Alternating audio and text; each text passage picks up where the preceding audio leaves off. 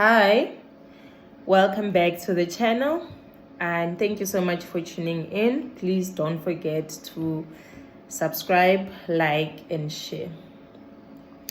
Today I'm making this video with a heavy heart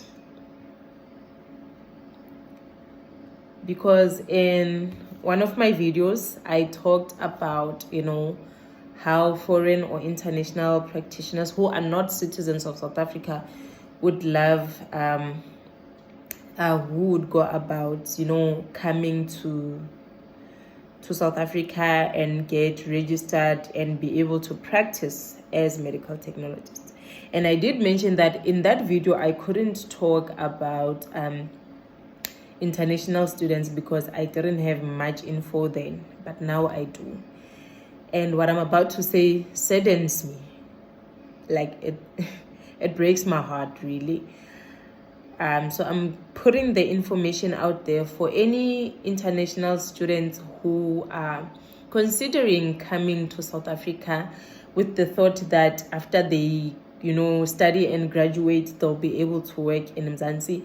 I am so sorry to tell you that getting there is a very long and frustrating process. Although it is possible, but it is very frustrating and it is. I don't know any students from outside of South Africa who has been able to do that successfully. And I said I don't know. I don't mean that there aren't students who have done so. I said I don't know. So please don't misquote me there.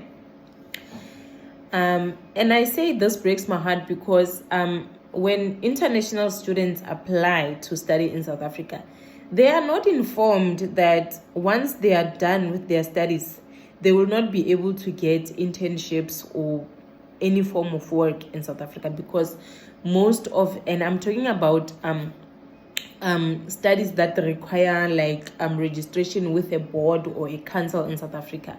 And this is not just about medical technology. I'm talking about medical practitioners, lawyers, pharmacists, nurses, the works. So if you are an international student and you want to study in South Africa, please take note that after completing your studies, you will most likely have to go back home to go look for employment because it's tough. Medical technologists in particular, once you finish with your in-service training, like in South Africa, it's hard to get an internship because in order to get registered in South Africa, once you finish with your studies and you've done your in-service training, you will then need to go and do an internship, a 12-month internship, after which you'll have to write the board exam. For international students, they cannot do that because there is a whole lot of hoops that they have to jump through, and most employers, both public and private, they will tell you that they prioritize citizens of South Africa. And yeah, it is unfortunate, but it is the truth and it is how things are, right? You can go back home and practice there after your studies. I'm told by someone who has gone through this that after you complete your studies here, you can go back home and practice, you can work back in your home country, but just not in South Africa. I will one day make a video and tell you the story of Jane Doe and John Doe. I'm using Jane Doe and John Doe because I don't want to use their real names. I'm protecting their their identities. So basically, once you've come here and you've done your studies, whether it's 3 years or 4 years, after that, you need to go back home. And I think it's so sad because the HPCSA doesn't tell you that when you apply, or the university, or anybody doesn't tell you that. If you need to know that, you then have to do your own research. So please be informed. I'm doing this because I've come across somebody who has gone through this, and for years, more than 3 years, trying to get an internship, but because they are not a South African citizen, they are still struggling to do that. So like doctors, for example, you can come here, they will allow you to do like your what you call your 6 years, and they will allow you to do your 2 years internship. But then when it comes to after your 2 years internship, you then need to do community service.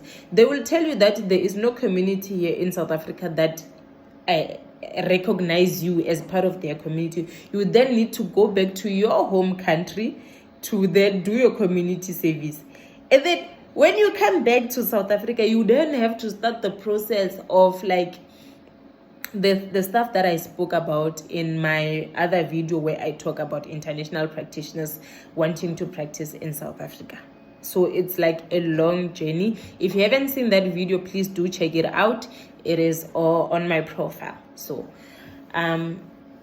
international students go through a lot, and for some of the, actually for most of them came into South Africa to study without knowing that once they graduate, they are on their own. South African like boards or councils, they can't accept them because they don't have the what you call, the like all the necessary requirements that would allow them to be registered to practice in South Africa. So for international students, I repeat, please note that when you come to study in South Africa, the only way for you to be able to practice is if you go back home and then go work there.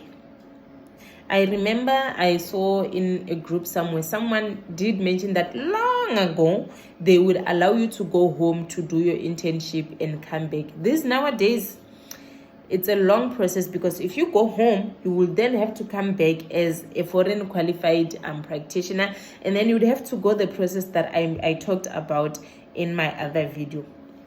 So it's so sad, but it is the reality for international students. So please take note, and please do share this video as much as you can, because I feel like this is so important for international students. Because some people leave their countries coming to South Africa thinking that this is where their greener pastures are, only to find out when they're already here that it isn't like that. Once you're done studying, you need to go back home. All right, so thank you so much for tuning into this video. Like, I am so sad, because in as much as I understand South African like putting its own citizens first, I feel like it's unfair that they don't inform international students when they apply to study here that this is how things are. Because I think that some other people wouldn't even waste their time and money by coming to study and study here, paying the ridiculous amount of money we pay for higher education in Mzansi, only to be told at the end of the qualification that Pella, you can't practice here, you need to go back home. So I think this video is very, very important, and share with anybody that might be thinking about applying to South Africa, but they are not informed or aware of these, little technicality. It's not a little technicality, I'm just trying to so thank you so much for tuning in. Please do like, share, and subscribe, and I hope everything works out for all the international practitioners that have already started the journey of coming into South Africa and trying to get they themselves registered to be able to practice here. For international students, I can only say that I am so sorry, and I sympathize with you, and I wish you all the best. I am Pindi the Medtech, your favorite South African qualified medical technologist, and I am signing out. Peace.